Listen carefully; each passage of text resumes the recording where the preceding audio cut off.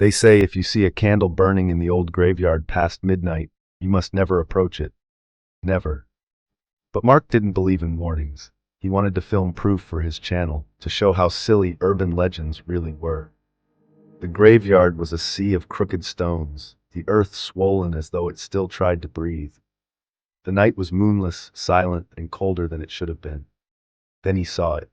A single candle, glowing faintly in the center of the grounds. Flame steady though no wind stirred it. He crept closer, camera rolling. The candle sat atop a small marble altar blackened with soot. Melted wax ran down like veins pooling into the dirt. Around it, symbols had been carved into the ground, circles and spirals, drawn deep enough to cut the earth like wounds. That's when he noticed the shadows. Not his own, not from the gravestones. These moved wrong.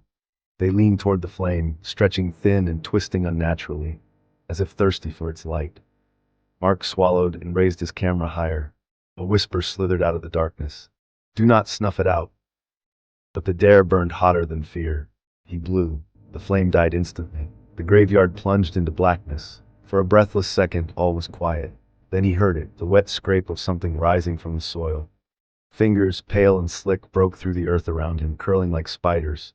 Dozens of them. Then faces, eyeless, jawless, gnashing in silent hunger. Mark stumbled backward, but the candle relit on its own, flame tall, blood red. And beside it now stood a figure. Hooded, cloaked in shadows that crawled like smoke, its hands were nothing but wax, dripping constantly, reforming into long, pointed fingers. The candle keeper. It tilted its head, flame burning where a face should be. In its grasp it held a human skull, the top carved out to serve as a candle holder. The wax dripping from its hands filled the skull, forming a fresh candle, wick made of braided hair. Mark gagged, recognizing his own hair. The keeper raised a hand. Mark's body froze, rigid as his skin hardened, cracking. Hot wax poured from his eyes, his mouth, his ears. He screamed, but his voice bubbled as molten wax sealed his throat. His arms locked, bones stiffening into tallow, skin congealing.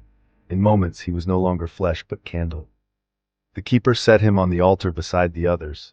Hundreds of candles lined in neat rows, each flickering with a trapped soul. They wept in silence, flames bending in agony.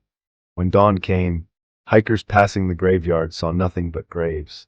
But if you step inside at night, you'll see the faint glow of candles burning.